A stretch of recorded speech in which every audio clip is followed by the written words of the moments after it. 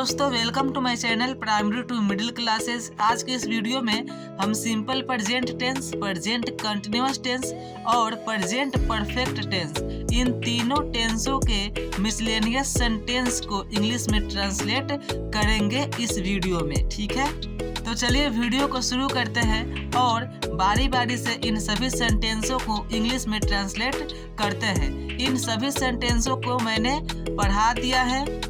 यदि आपने वीडियो नहीं देखे हैं तो जाकर आप वीडियो देख लीजिए। ठीक है, तो हमारा पहला सेंटेंस है मैं खाता हूँ।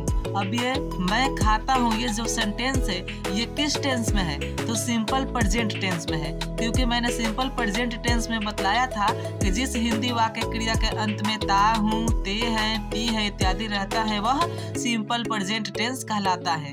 तो इसका स्ट्रक्चर भी मैंने बतलाया था। सिंपल प्रेजेंट टेंस का स्ट्रक्चर होता है, यहाँ पर मैं लिख रहा हूँ स्ट्रक्चर।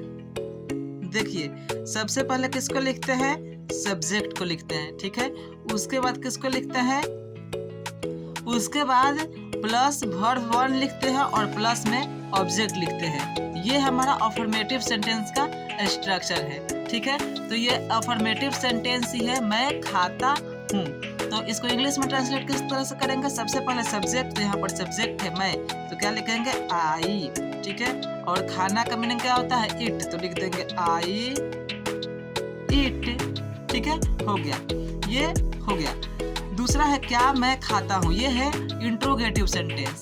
तो इंट्रोगेटिव सेंटेंस का स्ट्रक्चर क्या होता है? सबसे पहले डू या डॉज को लिखते हैं, डू या डॉज को। ठीक है, सब्जेक्ट के अनुसार डू या डॉज लगाते हैं और प्लस में सब्जेक्ट लिखते हैं। ठीक है, और प्लस वर्ब वन और प्लस ऑब्जेक्ट। तो ये किसका है? इंट्रोगेटिव सेंटेंस का है, सिंपल प्रेजेंट टेंस में। ठीक है, तो ये स्ट्रक्चर है अफर्मेटिव और ये इंट्रोगेटिव। तो ये इंट्रोगेटिव सेंटेंस है जो कि क्या से शुरू हुआ है, तो ये इंट्रोगेटिव सेंटेंस ही होगा। तो क्या मैं खाता हूँ, तो मैं जो है सिंगुलर सब्जेक्ट है। ठीक है, लेकिन मैं जो है, आई जो है एक एक्सेप्शन है, अपवाद है, इसके साथ हमेशा डू का प्रयोग होता है, तो लिखेंगे डू। ठीक है, उसके बाद आई, और खाना का क्या होता है? ईट, तो डू आई ईट, और ये क्वेश्चन मार्क्स। इंट्रोगेटिव सेंटेंस में हमेशा क्वेश्चन मार्क्स को लगाते हैं। तीसरा है मैं नहीं खाता हूँ, ये सिंपल प्रेजेंट टेंस का निगेटिव सेंटेंस है। तो इसका स्ट्रक्चर होता है, सबसे पहले लिखते हैं सब्जेक्ट को।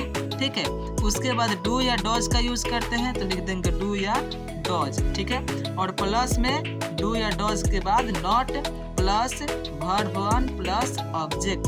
ये है सिंपल प्रेजेंट टेंस के निगेटिव सेंटेंस का स्ट्रक्चर। ठीक है, तो ये निगेटिव सेंटेंस है, मैं नहीं खाता हूँ, तो क्या लिखेंगे? मैं के लिए होता है आई, और आई के साथ किसका यूज होगा? डू, तो आई डू। ठीक है, उसके बाद नॉट, आई डू नॉट खाना, तो आई डू नॉट ईट। ठीक है, ये इसका इंग्लिश होगा। ठीक है, उसी तरह वह पढ़ता है, वह पढ़ता है, ये भी सिंपल प्रेजेंट टेंस है। तो इसका अनुवाद किस तरह से होगा? आप इसे कमेंट में बताइए कि यह किस तरह से ट्रांसलेट होगा।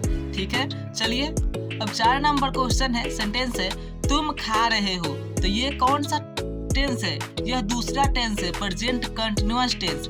जिस हिंदी वाक्य क्रिया के अंत में रहा हूँ, रहे हैं, रही है इत्यादि रहता है वह प्रेजेंट कंटिन्यूअस टेंस के अंतर्गत आता है। तो तुम खा रहे हो, तो इसका स्ट्रक्चर क्या होता है? प्रेजेंट कंटिन्यूअस टेंस का मैं लिख रहा हूँ। देखिए स्ट्रक्चर, STRUCTURE स्ट्रक्चर। सबसे पहले सब्जेक्ट को लिखते हैं। ठीक है, और प्लस में सब्जेक्ट के अनुसार इज, एम या आर का यूज करते हैं। ठीक है, और प्लस वर्ब में ING का यूज करते हैं, और प्लस ऑब्जेक्ट। ठीक है, verb one plus ING plus object. तो ये अफर्मेटिव सेंटेंस है प्रेजेंट कंटिन्यूअस टेंस का। तो ये अफर्मेटिव सेंटेंस ही है, तुम खा रहे हो, तो कैसे बनेगा? सबसे पहले लिखेंगे यू। ठीक है, और यू के साथ क्या लगेगा? आर, तो यू आर, और खाना के लिए क्या होता है? ईटिंग, तो यू आर ईटिंग। ठीक है, अब दूसरा है कि क्या वह पढ़ रहा है। तो ये प्रेजेंट कंटिन्यूअस टेंस का इंट्रोगेटिव सेंटेंस है। तो इंट्रोगेटिव सेंटेंस का स्ट्रक्चर क्या होता है? सबसे पहले लिखते हैं स्ट्रक्चर में सबसे पहले हेल्पिंग वर्ब इज या एम या आर का यूज कर देते हैं और प्लस सब्जेक्ट, उसके बाद सब्जेक्ट लिखते हैं और प्लस में वर्ब में आईएनजी जोड़ते हैं और प्लस ऑब्जेक्ट लिखते हैं। ठीक है, तो ये हमारा इंट्रोगेटिव सेंटेंस का स्ट्रक्चर है प्रेजेंट कंटिन्यूअस टेंस का, यानी दूसरा टेंस का। तो क्या से शुरू हुआ है तो ये इंट्रोगेटिव सेंटेंस है। तो क्या वह पढ़ रहा है, तो वह सब्जेक्ट है, तो सब्जेक्ट के अनुसार इज एमआर लगाना है, तो वह ही के साथ इज लगता है तो लिख दिए इज।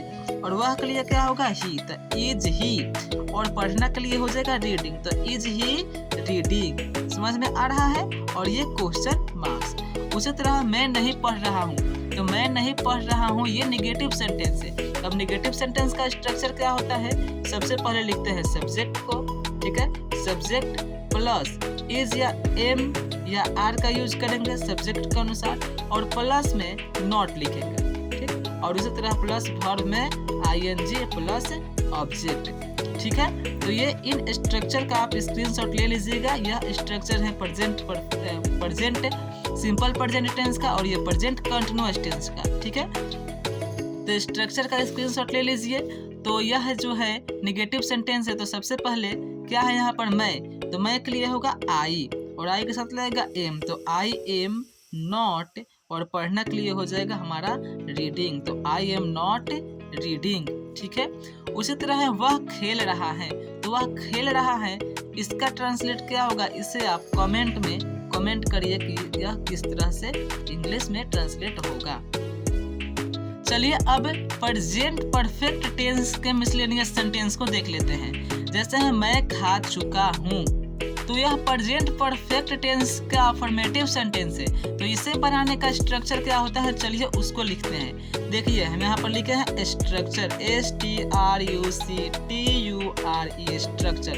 सबसे पहले लिखते हैं सब्जेक्ट को। ठीक है, उसके बाद सब्जेक्ट के अनुसार हैज या हैव का यूज करते हैं, हैज या हैव। ठीक है, और प्लस में वर्ब 3 लिखते हैं, प्लस में वर्ब 3 और उसके बाद ऑब्जेक्ट को लिख देते हैं। तो ये प्रेजेंट परफेक्ट टेंस का अफर्मेटिव सेंटेंस का स्ट्रक्चर है। ठीक है, इसी स्ट्रक्चर के अकॉर्डिंग ये सेंटेंस को इंग्लिश में ट्रांसलेट किया जाता है। जैसे मैं खा चुका हूँ, तो सबसे पहले लिखेंगे सब्जेक्ट तो आई और आई के साथ क्या लगता है हैज या हैव। ठीक है, तो इसका साथ लगता है हैव, तो आई हैव। ठीक है, और वर्ब 3 लिखना है, तो ईट का वर्ब 3 क्या होता है, ईटेन, आई हैव ईटेन। ठीक है, उसी तरह मैं नहीं खा चुका हूँ, तो मैं नहीं खा चुका हूँ। अब ये किस तरह से बनेगा, ये तो निगेटिव सेंटेंस है।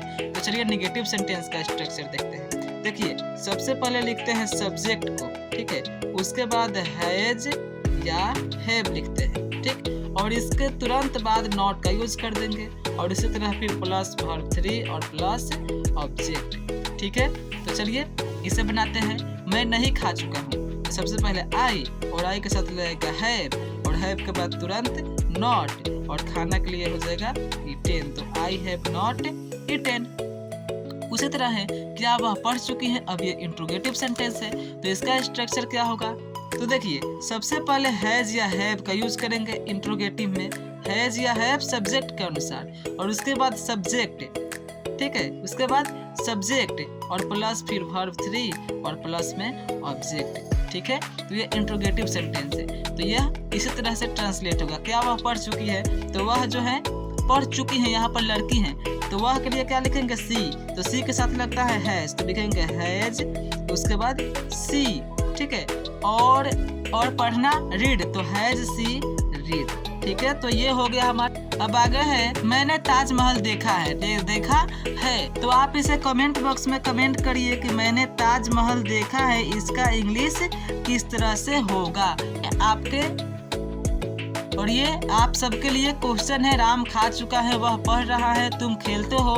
यदि आपको पिछली वीडियो देखकर यदि टेंस समझे हैं, टेंस समझ में आ गया है, यदि आप टेंस को जानते हैं, तो आप इन तीनों का आंसर, आप इन तीनों का ट्रांसलेशन कमेंट बॉक्स में कमेंट करिए कि यह किस तरह से इंग्लिश में ट्रांसलेट होगा। ठीक है, तो उम्मीद करता हूँ कि आपको वीडियो अच्छी लगी होगी। यदि वीडियो अच्छी लगी हो तो चैनल को सब्सक्राइब जरूर कर लीजिएगा एंड वीडियो को लाइक कमेंट शेयर करिएगा। तो मिलते हैं अगले वीडियो में, तब तक के लिए bye. Thanks for watching this video, please subscribe. this channel.